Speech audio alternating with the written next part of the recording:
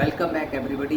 जिसके मैंने आपसे हर बार कहा है कि आप जो भी पढ़ें उसको आप होलिस्टिक मैनर में पढ़ें, इन डिटेल पढ़ें। विशेषकर पॉलिटी जो है जनरल स्टडीज़ का बैकबोन है।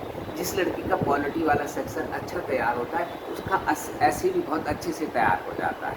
ठीक है, तो इसको अच्छे से तैयार करिए। मैंने आपसे आर्टिकल 32 के बारे में बात करी है इससे पहले की वीडियोस में। और आर्टिकल 32 में जैसे कि मैंने कहा कि डॉक्टर अम्बेडकर इसको कहते थे it is heart and soul of the constitution of India. तो इसमें आर्टिकल 32 में क्या क्या क्लॉज है उसको आप पढ़िए। ठीक है, इसमें 4 क्लॉज हैं। Article 32(1), article 32(2), article 32(3), article 32(4). तो क्या है इन चारों चीज़ों में? ठीक है, 32(1) जो है वो आपको प्रत्याभूति देती है कि आपके जो राइट्स हैं उनको SC या सर्वोच्च न्यायालय या उच्च न्यायालय के द्वारा पूरी तरह से एक तरह से सुरक्षा दी जाए। ठीक है, आर्टिकल 32 के तहत सर्वोच्च न्यायालय रिट जारी करेगा और आर्टिकल 226 के तहत हाई कोर्ट्स आपके लिए रिट जारी करेंगे अगर आपके राइट का वायलेशन होता है।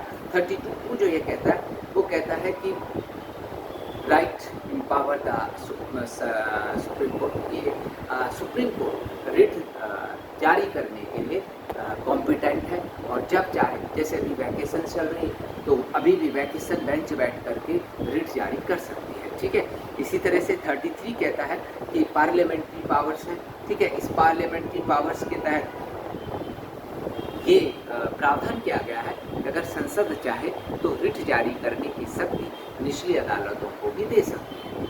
आप समझ रहे हैं? अभी तो मूल संविधान में क्या कहा गया है कि आर्टिकल 32 के द्वारा सर्वोच्च न्यायालय और आर्टिकल 226 के तहत हाई कोर्ट्स इसके लिए रिट जारी करेंगे। बट आर्टिकल 32 का जो सब सेक्शन 3 है वो ये कहता है कि पार्लियामेंट चाहे तो डिस्ट्रिक्ट कोर्ट्स को या निचली अदालतों को भी रिट जारी करने का अधिकार दे सकती है।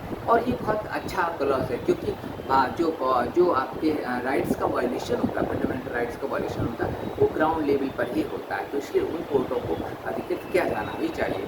और जो 32(4) है वो ये कहता है कि जो मौलिक अधिकार हैं इनका सस्पेंशन नहीं किया जा सकता सामान्य रूप से, और असामान्य स्थिति अगर इमरजेंसी जैसी कोई सिचुएशन है तो अगर आप कहीं सस्पेंशन करना भी पड़े, निलंबन करना भी पड़े तो एक कॉन्स्टिट्यूशनल प्रोसेस के द्वारा होना चाहिए। Thank you.